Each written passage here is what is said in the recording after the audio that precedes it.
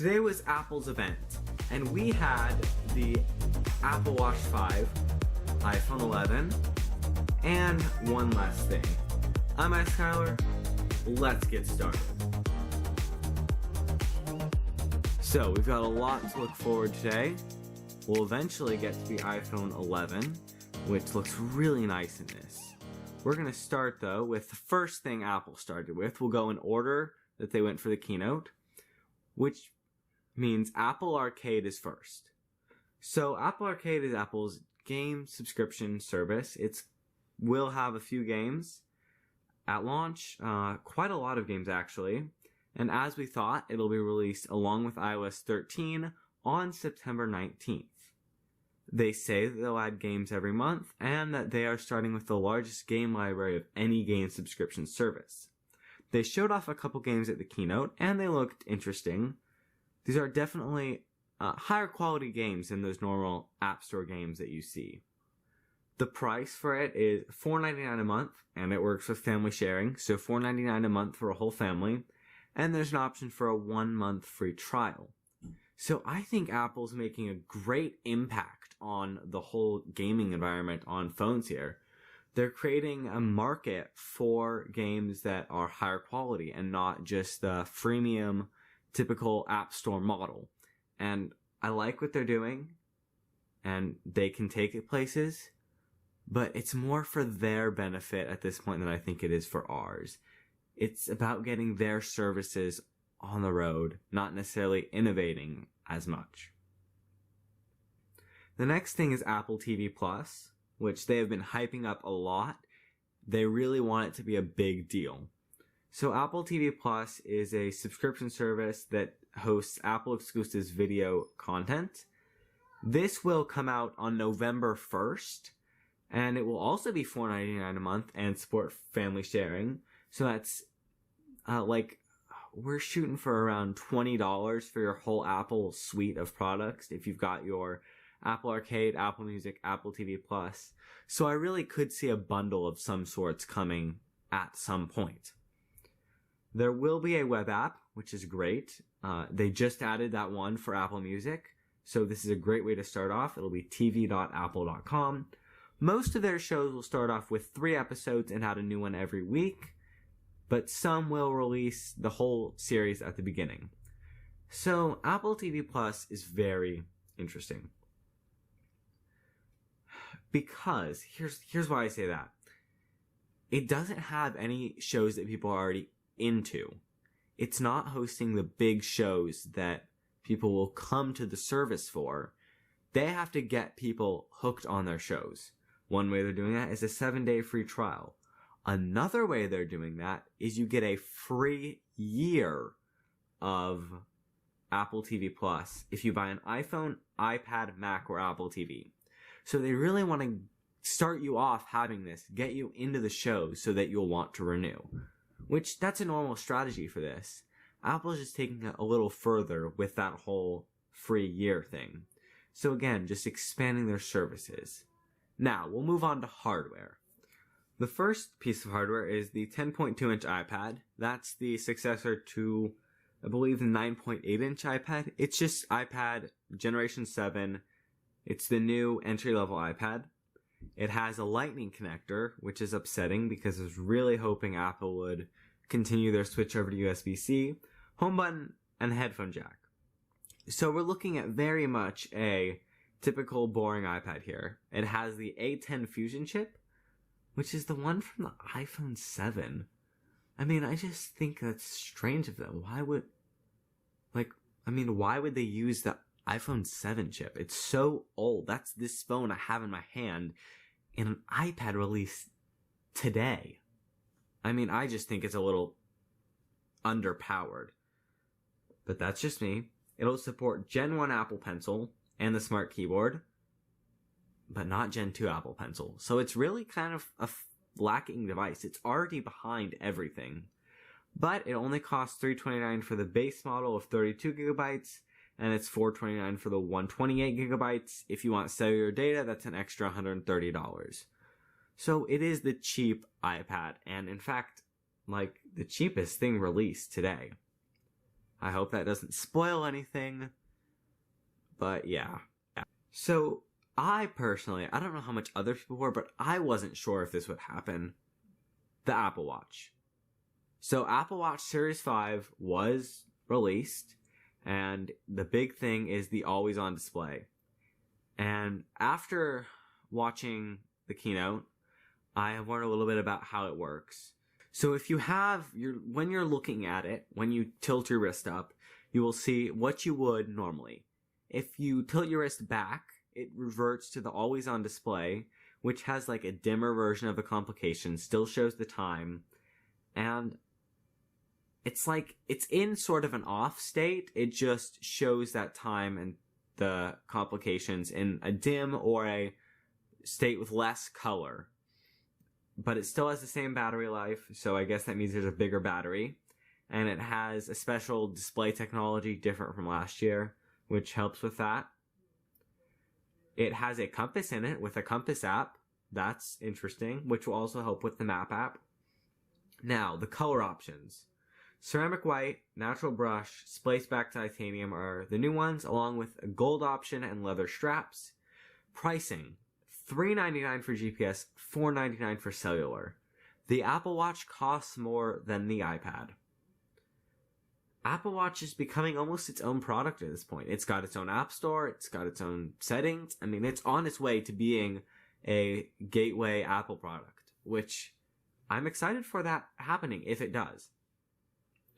It's got a new faster processor, and there's a new buying experience. Apple Watch Studio, which will be online and in Apple stores. Apple says, choose a case, pick a band, create your own style. So you choose your size of Apple Watch, 40 or 44 millimeters, then you choose your case, aluminum, stainless steel, titanium, or ceramic, and then your band, sport, sport loop, leather, stainless steel, and then you choose the color or style of that band. So just a simpler, more customizable way to buy an Apple Watch. And I like it. It adds more customization. I mean, it does. It adds just the ability to pick exactly what Apple Watch you want and get that. Unless the Apple Watch you want is an Apple Watch that is just super cheap and lame and has some cheap display, like my dad. Otherwise, you pick the Apple Watch you want. Now, iPhone 11.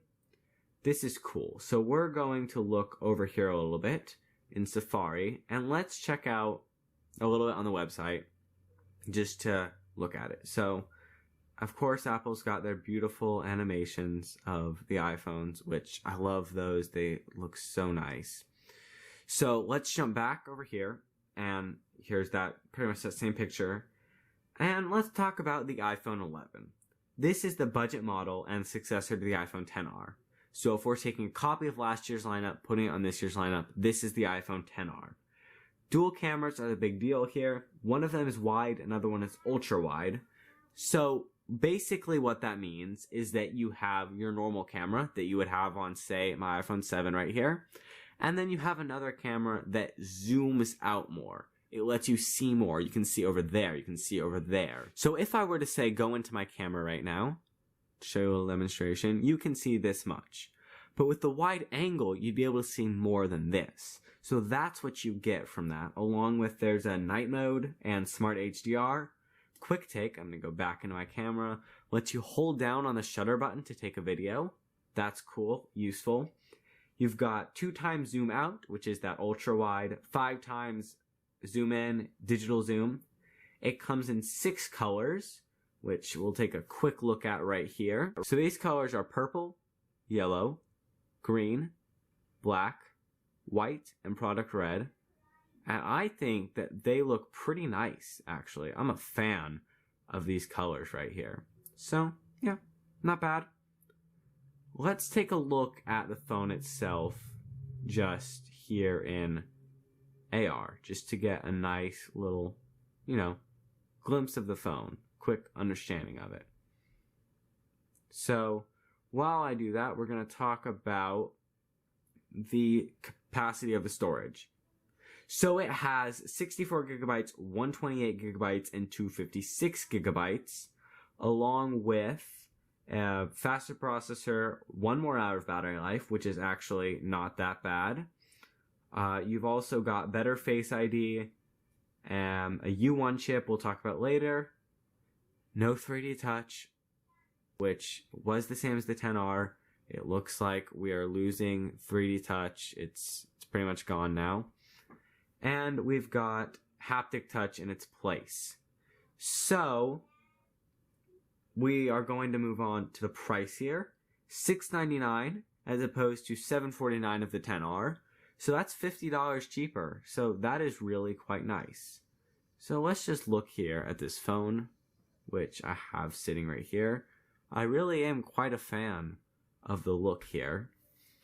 I'm going to rotate it a little bit. Let us see this angle right here. It looks quite nice, actually. I'm a fan of the camera on the other side. I really look at that camera. I'm used to it now. I'm used to this two-camera design.